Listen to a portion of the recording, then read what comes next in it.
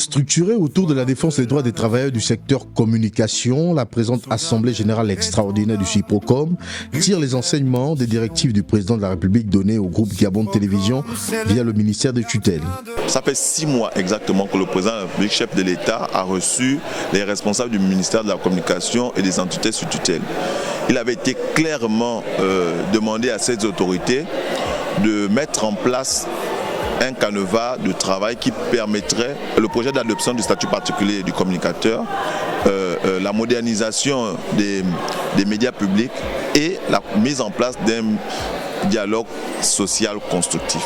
6 mois après, nous ne sommes pas capables de vous dire si ces orientations du chef de l'État ont été respectées. La grève est le dernier rempart de la revendication syndicale.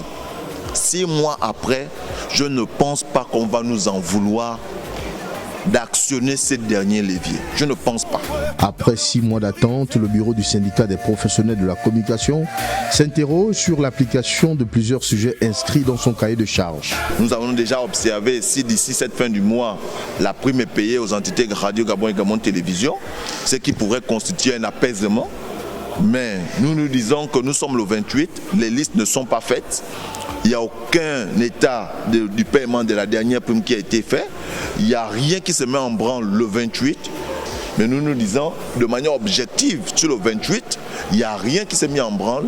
Nous pensons que le premier, rien ne sera fait. Et à ce moment, le 5, nous allons aviser syndicalement. À l'image du cordonnier mal chaussé, les professionnels de la communication et des médias formulent un seul vœu, celui de voir l'aboutissement d'un statut particulier qui prendra en compte les réalités imposées par le métier de la communication.